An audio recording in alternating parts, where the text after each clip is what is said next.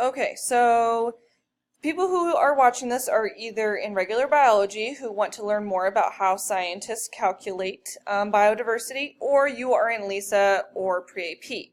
So Simpson's index is a way that we can have a number that can calculate the evenness and richness to get a single number that can be used to measure the amount of biodiversity within a particular area. So this is the equation. So I know it's really scary looking, but all you gotta do is plug and chug, friends. So D is the Simpson's index, N is the total number of organisms of a particular species. So here I have the sum of, so the sum of all of the species times n minus 1. So I have an example, so don't you fret. N is the total number of organisms of all species, so the raw number of organisms. And this is sigma, it means to add up. So before you freak out, let's do an example. So you were studying a specific site and you have counted individuals of 5 different species. So this is the N for each of the species. Species A, the N is 12. Species B, the N is 3. E, the N is 9. So if I were to then calculate that stuff up, my numerator would look like this. So the sum of N times N minus 1 equals this amount. Then I'm going to add up all of these puppies, and that is going to be my numerator. Okay, so again, all I did was take the number of individuals within the species, subtract 1, and then multiply them together. Then I have to do the denominator. Remember that N was the total number of all individuals, which is 35. So here's that table that I took from 2 slides ago. If I were to add up 12, 3, 7, 4, and 9, I would get 35.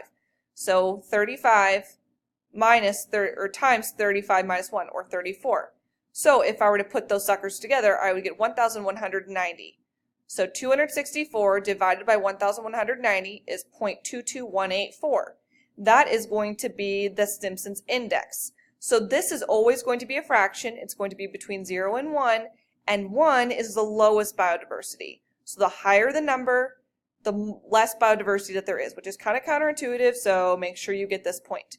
So this one has a relatively low biodiversity because it is, high biodiversity because it is close to 0. Let's do more practice. So let's pretend that you went to Honduras, which is how my Spanish teacher in 7th grade pronounced it, in Central America, and you wanted to find the biodiversity at several different sites. Let's talk about how you would do that. So here you have 1, 2, 3, 4, 5 different areas.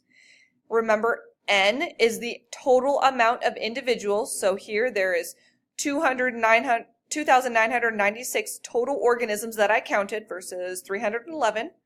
So here is that denominator. Here's the numerator, which again is the sum of the number of individuals of a particular species times n minus 1, and then add up all of those n's together.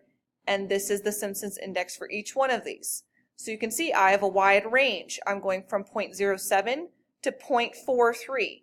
So remember, the lower the number, the better. The more biodiversity, which is a good thing.